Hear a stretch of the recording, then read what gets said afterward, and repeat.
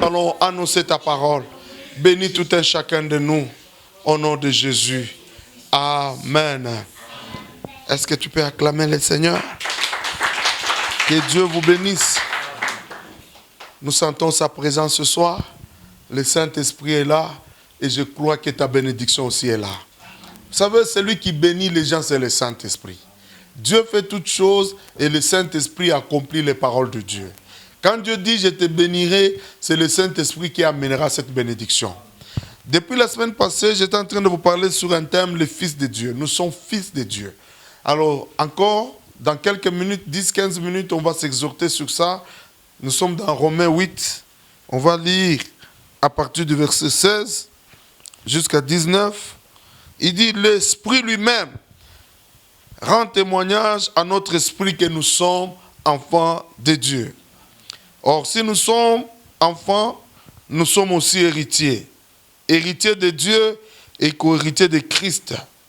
Si toutefois nous souffrons avec lui, afin d'être glorifiés avec lui, j'estime que les souffrances du temps présent ne sauraient être comparées à la gloire à venir qui sera révélée pour nous. Aussi, la création attend-elle avec un ardent désir la révélation des fils de Dieu. Amen. À ce moment, la création attend la révélation des fils de Dieu. Et la création dont on parle là-bas, ce n'est pas les arbres, les plantes, c'est le monde. Les hommes qui sont sur la terre, ils attendent ta révélation. Et la révélation, pas de n'importe qui, mais la révélation des fils de Dieu. Alors le premier point que j'étais en train de vous parler, un enfant de Dieu, c'est qui? Un fils de Dieu, c'est qui? Aujourd'hui, beaucoup de gens souffrent dans le monde. Beaucoup de chrétiens, ils se comparent même aux païens parce qu'ils ne se connaissent pas. Si tu ne te connais pas, tu vas aussi souffrir comme les gens du monde. Tu vas commencer à pleurer comme les païens alors que toi, tu es mis à part. Alors que toi, tu es un enfant de Dieu. Dieu lui-même dit, c'est Jésus qui parlait, il dit... Vos pères qui sont méchants, quand vous leur demandez un pain, il ne vous donnera pas une pierre. Si vous lui demandez un poisson, il ne va pas te donner un serpent. Si vos pères qui sont méchants savent vous donner les bonnes choses, à combien plus forte raison Dieu qui est au ciel vous donnera aussi le Saint-Esprit. Le premier élément que tu dois comprendre en tant que fils de Dieu et qui est le signe qui montre ta filiation, ton identité à Dieu, c'est le Saint-Esprit en nous. C'est ce qui fait de nous fils de Dieu. Nous ne devenons pas fils de Dieu parce que tu sais, nous sommes nés de nos mamans. Nos mamans nous ont mis au monde, mon père m'a mis au monde. Mais je suis son enfant. Mais spirituellement parlant, nous devenons fils de Dieu lorsque nous naissons de nouveau en Dieu, en Jésus. Et lorsque nous naissons de nouveau, nous recevons quelque chose de très important. Une richesse qui dépasse toutes les richesses, c'est le Saint-Esprit. Et le Saint-Esprit, quand il vient à nous, il vient habiter dans nos cœurs. C'est ce que nous avons lu ici. Paul qui écrit en Romains, il dit, et l'Esprit lui-même rend témoignage à votre esprit que vous êtes fils de Dieu. Ça, c'est la première chose. Celui qui le témoigne que je suis fils de Dieu, c'est Dieu lui-même par son esprit qui est en moi. Les gens dans ce monde peuvent vous kwangaria, ils disent que toi, tu n'es rien, tu es en train de passer ton temps et tu n'as pas de valeur. Non. Le témoignage des hommes peut être là, mais le témoignage de Dieu est plus grand que le témoignage des hommes. Et quand Dieu témoigne, ça dépasse toute chose. L'Esprit témoigne à mon esprit. C'est-à-dire que l'Esprit de Dieu parle à mon esprit. Il arrive des moments où tu es chez toi à la maison, où tu es seul, tu sens qu'il y a quelque chose qui te parle. C'est ça le Saint-Esprit. C'est ça l'Esprit de Dieu. Il te parle de choses. Il te révèle les choses. Il te confirme ce que tu dois faire et ce que tu ne dois pas faire. Le Saint-Esprit qui fait de nous fils de Dieu, il nous amène la révélation de Dieu. Jésus lui-même avait dit, quand il viendra, il vous enseignera toutes choses. Le Saint-Esprit va t'enseigner comment réussir dans la vie. Le Saint-Esprit va t'enseigner comment réussir dans les affaires, réussir dans ton travail, comment réussir dans tout ce que tu es en train de faire. Ça, le Saint-Esprit est capable de le faire. Tu dois apprendre à lui faire confiance. Aujourd'hui, beaucoup de gens ont toujours tendance à voir que le diable est fort. Je te dis, le Saint-Esprit est plus puissant que le diable. Quand le Saint-Esprit est en toi et que tu lui fais confiance, et que tu travailles avec le Saint-Esprit, et que tu t'attaches au Saint-Esprit, ta vie changera. Et ma prière ce soir, que ta vie change au nom de Jésus-Christ. En toi là, tu n'es pas vide, il y a quelque chose, il y a le Saint-Esprit. Il rend témoignage, donc il parle à mon esprit, il lui dit ce que je dois faire, il lui parle de choses qui doivent arriver. Et lorsque nous devenons fils, le verset 17, il dit, si nous sommes enfants, nous sommes aussi héritiers. C'est ce que j'étais en train de vous parler la fois passée. L'héritage spirituel. Un enfant de Dieu, il a droit à l'héritage. Mon frère, tu n'es pas à l'Ikasi pour rien. Dieu ne t'a pas créé pour rien. Dieu ne t'a pas encore gardé en vie pour rien. Il y a un héritage pour toi. Si tu ne le savais pas, je te l'annonce, l'héritage existe. Il avait dit à Abraham, je te donnerai toutes les nations de la terre. Je te les donnerai. Oh, toi, tu es fils d'Abraham. Ton héritage existe. Dans le volet héritage, les fils ont droit à l'héritage. Mais ceux qui ne sont pas fils n'ont pas droit à l'héritage. Et ce qui nous permet d'avoir droit à l'héritage, c'est le Saint-Esprit qui est en nous. Et le premier héritage que Dieu nous donne, c'est l'héritage spirituel. J'ai besoin ce soir que les richesses spirituelles qui sont en nous puissent éclore. Il a dit lorsqu'il amènera le Saint-Esprit, quand nous lisons dans Joël, que dans les derniers jours, j'enverrai mon esprit sur toute chair, vos fils et vos filles prophétiseront. Non seulement il y aura la prophétie, il y aura aussi le miracle. Et c'est ça, le premier héritage de fils. J'ai besoin de toi qui es en celui avec moi, que tu comprennes que tu es le temple de Dieu, tu es le tabernacle de Dieu, et tu as droit à l'héritage de Dieu. Tu dois commencer à dominer spirituellement, à travailler spirituellement, à expérimenter toutes les richesses de Dieu qu'il a déjà mis en toi. Tu n'es pas vide. Quelqu'un dit Amen. Tu n'es pas vide, en toi là il y a quelque chose. Et ce soir, j'aimerais que ces richesses-là éclosent. Il nous a donné ma richesse, Yamingi. Il y en a qui ont des dons de vision. Il y en a, ce sont les dons de révélation. Il y en a les dons de miracles. Il y en a qui ont des dons de vision. Et ces choses-là, c'est l'héritage spirituel. La Bible dit, Jésus allait de lieu en lieu, il faisait du bien. Jésus guérissait les malades. Cette richesse était en lui. Et cette richesse a commencé à travailler avec lui.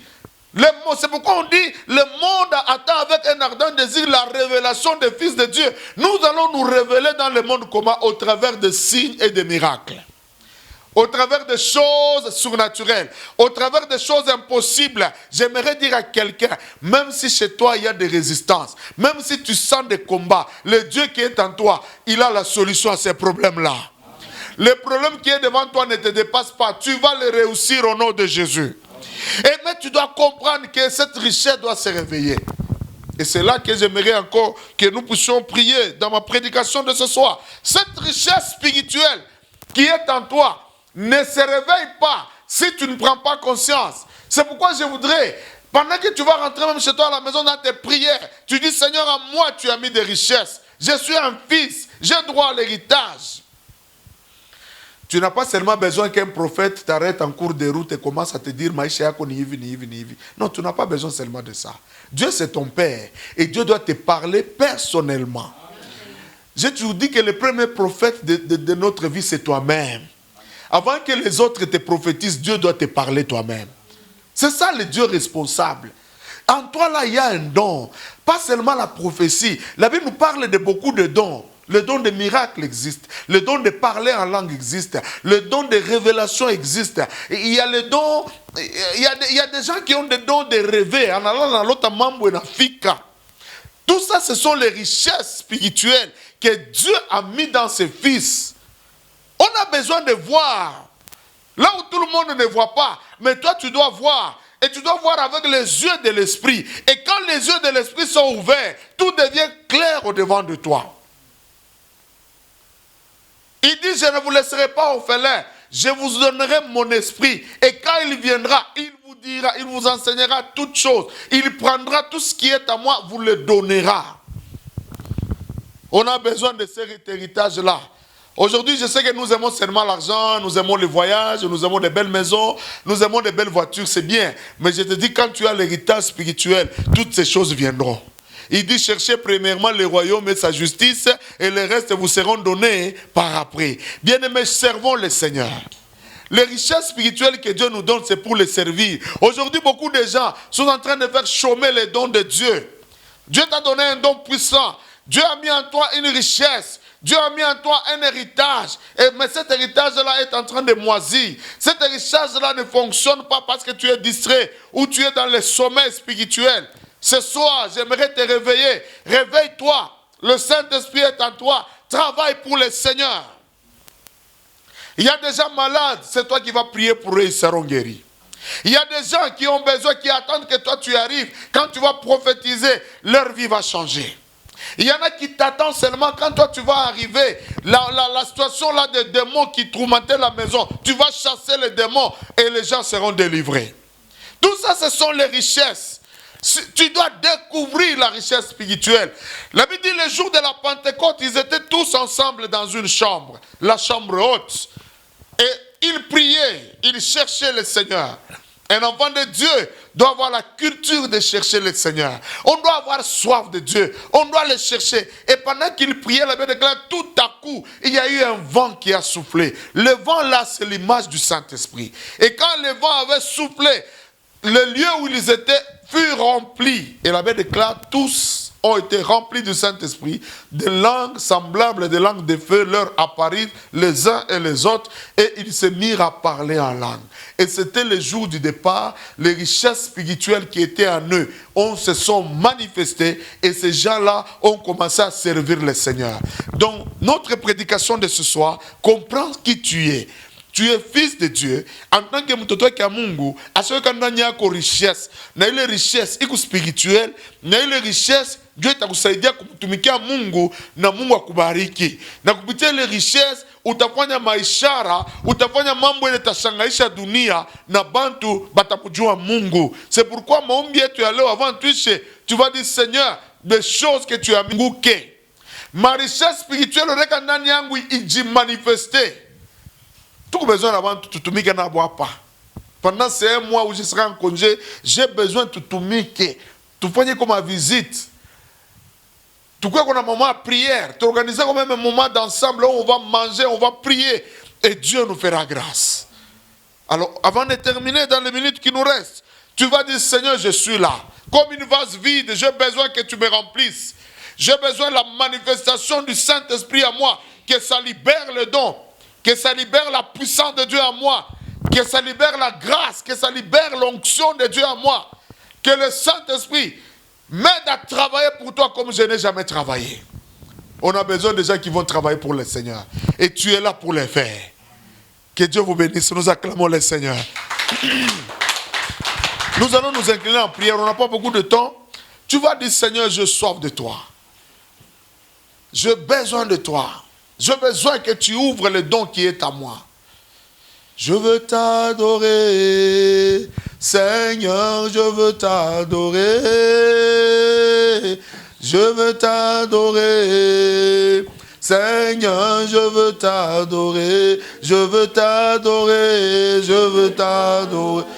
Oh Seigneur, je veux t'adorer. Oh, je veux t'adorer, je veux t'adorer, Seigneur, je veux t'adorer.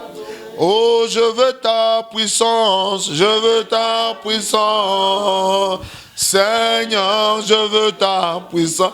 Je veux ta puissance, je veux ta puissance. Seigneur, je veux ta. Oh, je veux ton onction, je veux ton onction, Seigneur, je veux ton. Oh, je veux ton onction, je veux ton onction, Seigneur, je veux ton. Oh, nganalingi, oh, nganalingi, oh, Yahweh, nganalingi. Oh nganalingi, oh nganalingi. Oh Yahweh nganalingi. Oh nganalingi, oh nganalingi. Oh Yahweh nganalingi. Oh nganalingi, oh nganalingi. Oh Yahweh. Élève ta voix, commence à dire à Dieu de faire éclater sa richesse en toi. Prions au nom de Jésus.